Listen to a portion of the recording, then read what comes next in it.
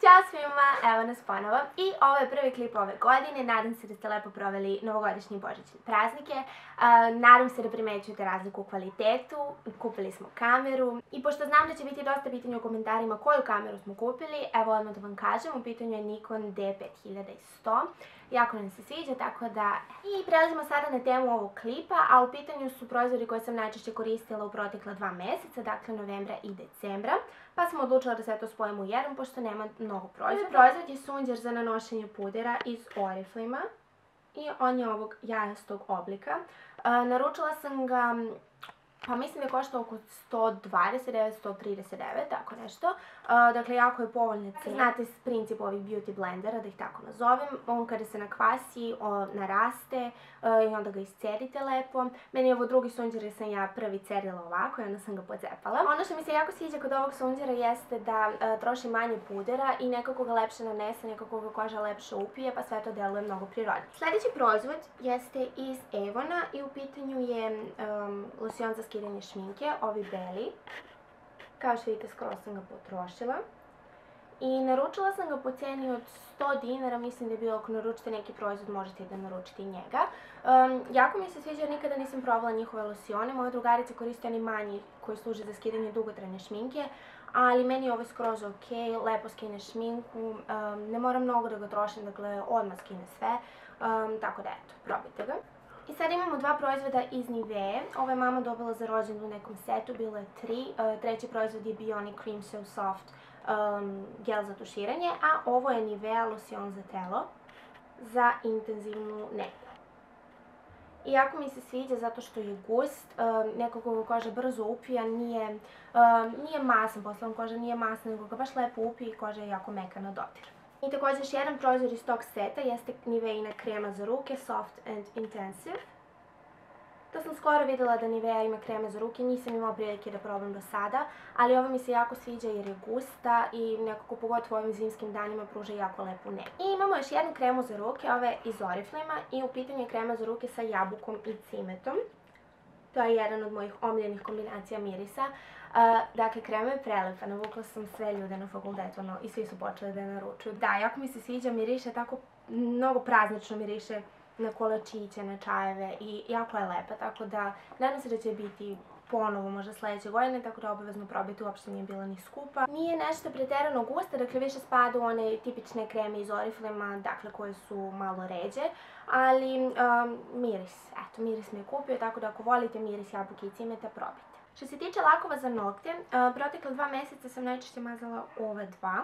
Dakle, ovaj jedan ste mogli da vidite u postu sa stvarima koje sam kupila u Sofiji.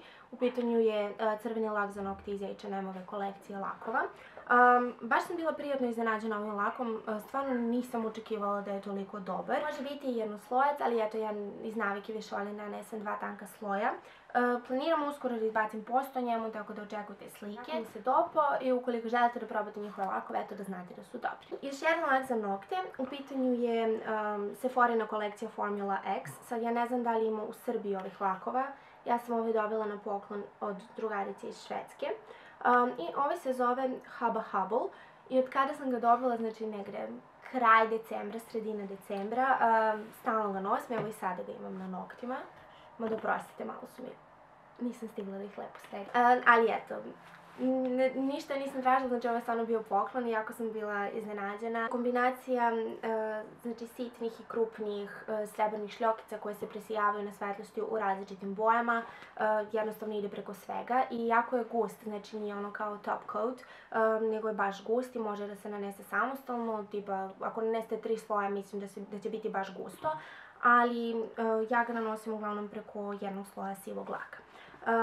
Mislim da su ovi lakovi, koliko sam videla, oko $13 u Americi. Opet kažem, ne znam da li mogu da se nađu kod nas, ali ukoliko imate neko ko živi u inostranstvu, čula sam da su ovi Formula X lakovi odlični. Evo nekih noviteta, ovo nikada nisam stavljala u favorite. U pitanju su Aurine veštačke trepavice. Dakle, ovo su mi stare, ove sam kupila još za maturu, ovo je broj 2.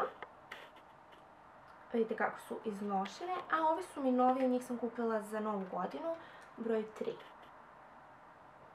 I jako mi se sviđaju Aurine trepavice. Znači, počela sam prvi put sam ih stavila za maturu, ali mi ih je šminkirka stavila, a onda sam kasnije počela sama da se igram njima, oko Nove godine prošle i oko nekih specijalnih prilika. Također koristim onaj Aurin lepak za trepavice koji je stvarno dobar. Znam da ima crni i providno, ali ja koristim onaj providni. Ono što mi se sviđa kod ovih trepavica je to što su lagane na dodir. Čak sam se za Novu godinu plašila da mi nisu otpale, jer ih stvarno nisam osjećala. I drago mi je što sam naučila da lepim trepavice, jer mislim da stvarno daju, ne znam, skroz drugačiji izgled i šminka mnogo lepše izgleda. I odlične su za neke specijalne prilike. Ja znam da imaju i ona broj 01 koje su baš prirodne. I mislim da su koštale oko 350 dinara, tako da stvarno nisu ni skupe, a mogu se nositi po jedno 6 do 7 puta ukoliko ih lepo skinete i ukoliko ih lepo čuvate. Tako da eto moje preporuke za Aurine trepavice. I posljednji favorit koji ćete vidjeti u skoro svim postovima na blogu, jer sam uglavnom sve lakove za nokte slikala na ovoj marami, jeste ova krem marama sa ptičicama iz New Yorkera. I ono što mi se sviđa kod nje je da je krem, jednostavno ide u sve i svakog dana sam je nosila bukvalno pre nego što je pao ovaj sneg, pa sam počela da nosim deblje šalove, ali jedva čekam opet proleće da nosim ponovo. I kao što ste navikli da na kraju pričam o nekim nekozmetičkim proizvodima, ovoga puta imam dve kategorije, da tako kažem. Prva kategorija jeste film. Mislim da nikad više filmova nisam gledala kao što sam ovog mini raspusta oko božićnih praznika. Dakle, prvi film koji smo Igor i ja gledali pa valjda početkom decembra ili krajem novembra jeste Interstellar. I ukoliko volite filmove o svemiru, obavezno ga pogledajte. I posljednja kategorija jeste omiljeni youtuber ovoga meseca. Dakle, znate da su skoro svi snimali vlogmas i meni je mnogo drago zbog toga jer više u posljednje vreme više volim da gledam vlogove nego make-up tutoriale ili bilo šta drugo. I otkrila sam novu, da kažem, Britanku. U pitanju je Lily Pebbles, ne znam da li ste čuli za nju, ali ostavit ću link njenog kanala ispod u opisu.